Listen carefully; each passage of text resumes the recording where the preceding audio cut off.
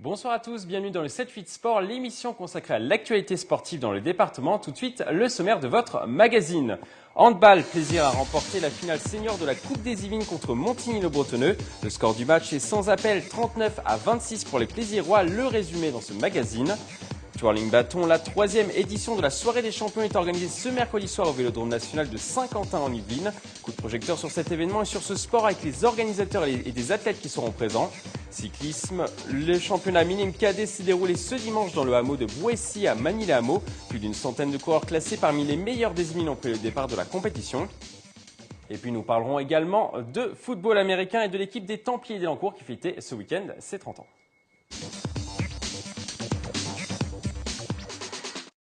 On jouait ce week-end la Une grande soirée de twirling bâton est organisée ce mercredi soir au Vélodrome national de Saint-Quentin-en-Yvelines. Si vous ne connaissez pas encore ce sport, nous allons essayer d'y voir plus clair avec Dominique Pouliquin, le vice-président de la Ligue Île-de-France, Jean-Baptiste Dupont, lui aussi vice-président de la Ligue, et avec les twirlers Alan Blin et Maëlys Camus. Bonsoir. Bonsoir. Alors on va commencer tout de suite par la présentation de ce sport. Dominique Pouliquin, est-ce que vous pouvez nous présenter ce sport ? Il est importé des États-Unis, si je crois. Il est à la base importé des États-Unis dans les années 70.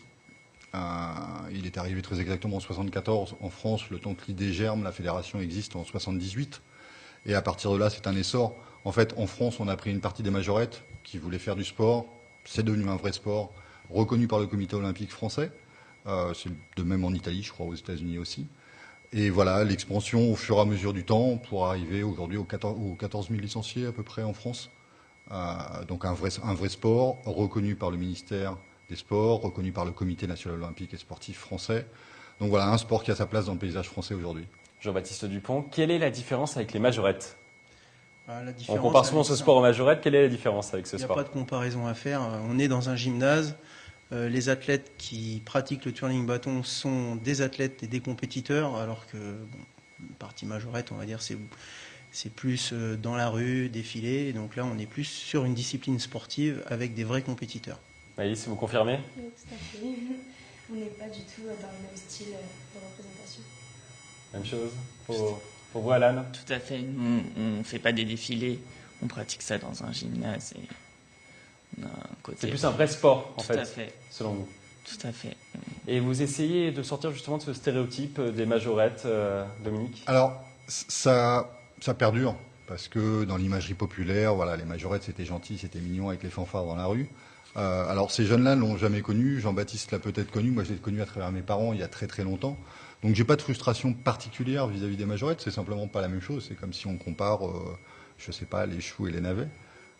Ça n'a strictement rien à voir, encore une fois. Alors, pour donner une image claire, c'est que dans les années 80, en fait, la FFG, la Fédération française de gymnastique, a approché deux fédérations pour les avaler. C'était la GRS et le twirling bâton. La GRS a dit oui et sont rentrés à la FFG. On a dit non pour des raisons qui nous étaient propres à l'époque. On voit ce qu'est la GR. C'est grosso modo, c'est très apparenté. Donc on va se battre pendant longtemps. Mais je crois que la bataille, elle est passée. Elle était pour les gens des années 80 et 90. Nous, on n'est plus dans la bataille. Les majorettes existent. Et fort justement, c'est un loisir. Le twirling bâton existe. A été en démonstration aux Jeux Olympiques de Sydney en 2000, grâce aux Japonais. Voilà, on va continuer de travailler sur la communication pour continuer à faire connaître ce sport. Et sport peut-être olympique dans les prochaines années ? Ça sera peut-être un sport olympique ? J'ose espérer être encore vivant à ce moment-là, mais vous n'êtes pas les critères. Optimiste. Non, parce que les critères olympiques sont très stricts. Déjà, pour commencer, c'est une présence sur les 5 continents, c'est 35 fédérations au minimum reconnues par les comités nationaux olympiques. Et ensuite, ça demande une rigueur que le twirling a dans certains pays, la France, le Japon, les États-Unis. Mais très clairement, on a besoin de développer dans les autres pays pour être au niveau des sports olympiques. Et en plus, on n'a pour l'instant effectivement pas la portée médiatique que demandent les Jeux Olympiques, puisque les Jeux Olympiques sont beaucoup mercantiques à l'heure actuelle.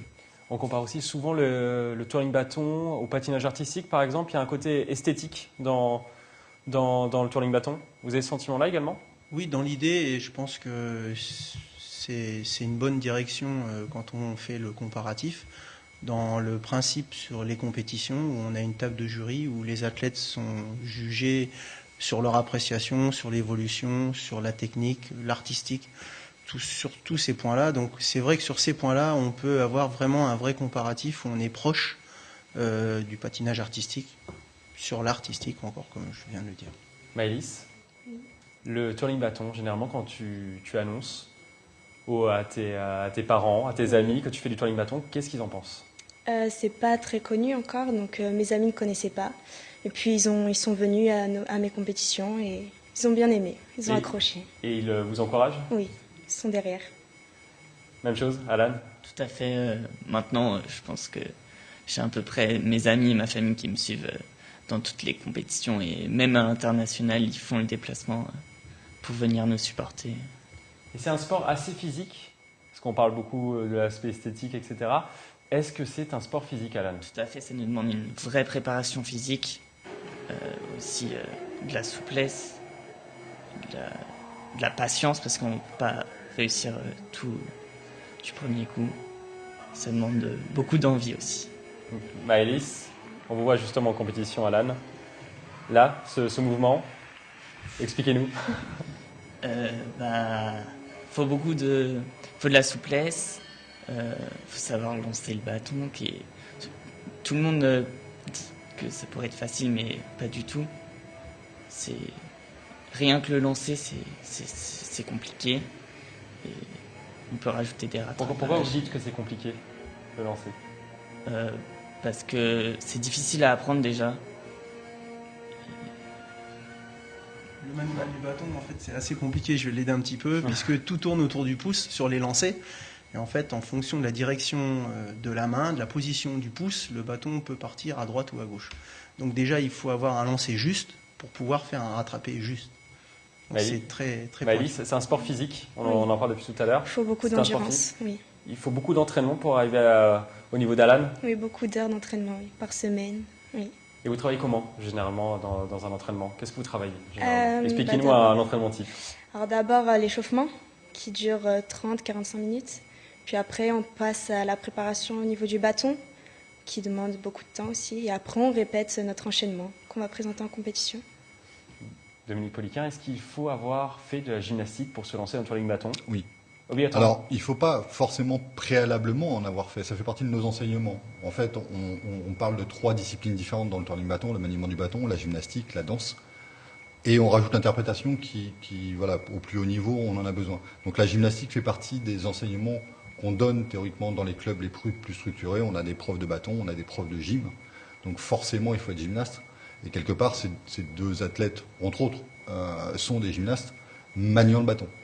Et justement, quand on parlait de lancer et de la difficulté, c'est qu'il faut se rendre compte, on ne le voit pas sur un écran, c'est que pour les plus gros lancers, typiquement des 2, le bâton part aux alentours de 15 à 16 mètres. Donc 15 à 16 mètres pour se donner le temps de faire les acrobaties gymniques en dessous. 15 à 16 mètres, c'est très haut. On a même des gymnases internationaux qui sont un peu plus hauts pour des lancers encore plus compliqués. C'est dangereux, mais surtout ça demande une dextérité et beaucoup d'entraînement.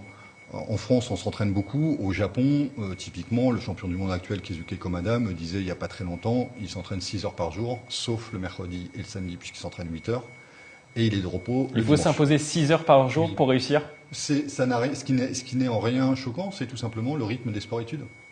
Les sports-études en France s'entraînent ça. Hein. Quand on fait de la natation en sport-études, on est dans le bassin à 6 heures le matin et on a nos 6 heures d'entraînement par jour. On n'a pas encore le volume de licenciés nécessaire pour pouvoir monter ce type de sport-études. Quand on le pourra, ils s'entraîneront 5 à 6 heures par jour. Oui. On va à présent parler de la soirée des champions. Ouais. C'est la 3e édition. Quel sera le programme de cette soirée?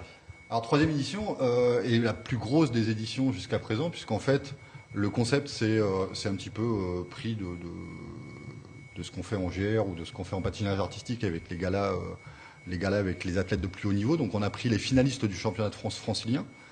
Et cette année, on a été pour le moins performants, puisqu'on a 44 franciliens qui se sont hissés à la finale du championnat de France à Saint-Brieuc début juin, dont Maëlys et Alan, évidemment. Et donc le principe, c'est de faire une grande soirée de démonstration qui va durer aux alentours de 2h30, 3h. Et cette fois-ci, on a pris un lieu prestigieux parce qu'on voulait être à la hauteur de nos athlètes en termes d'organisation. Et on a choisi le Vélodrome de Saint-Quentin en Yvelines, Qui est le lieu idéal pour organiser ce type de manifestation? Alors le lieu idéal, je vous le dirai mercredi à 23h30 quand on l'aura fini. A priori pour l'instant oui, puisque c'est un petit peu showtime, donc on a des spots vidéo pour présenter chaque athlète, on a besoin de lumière, on a besoin d'espace, on a besoin de place, puisque mine de rien on sera aux alentours de 700 spectateurs. On a besoin de son, et le Vélodrome pour l'instant réunit tout ça, notamment à travers ses écrans géants, la qualité de son personnel et ainsi de suite. C'est vraiment, pour l'instant, pour l'instant ça fait partie des plus beaux lieux qu'on ait vus. On a organisé les championnats du monde en 2012, c'était le Dôme de Villebon. Voilà, c'est ce type de structure dont maintenant a besoin le twirling bâton pour les grandes soirées comme ça, oui. Jean-Baptiste, dernière question. Quel est l'objectif de cette soirée? L'objectif, c'est attirer encore plus de monde vers le twirling bâton? Absolument, c'est ce que vient décrire un petit peu Dominique dans le cadre dont on a besoin pour pouvoir faire découvrir cette discipline au plus grand nombre. Et c'est vrai que bon, l'opportunité s'est fait sentir puisque cette année, c'était un peu plus vers les Yvelines qu'on pouvait organiser cette soirée. Donc c'était assez intéressant de trouver une structure qui réponde à ce besoin. Donc l'objectif effectivement cette soirée, c'est qu'on touche le plus grand nombre, que les gens soient sensibles ou soient attirés ou aient envie de découvrir une discipline, comme disait Maëlys tout à l'heure, pas encore très très connue. Et je pense qu'on va en parler un petit moment de cette soirée. Entre nous certainement, mais les gens extérieurs ou les gens de la communauté urbaine de Saint-Quentin, je pense que s'ils ont un petit peu de temps mercredi soir à consacrer, ils peuvent venir. Les portes leur sont grandes ouvertes. Maëlys, il y aura du spectacle?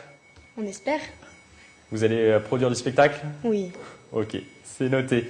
Merci à vous d'être passé sur ce plateau. On suivra avec attention cette soirée. On reviendra sur cette compétition dans le prochain 7-8 Sport. Merci à vous d'être passé sur ce plateau.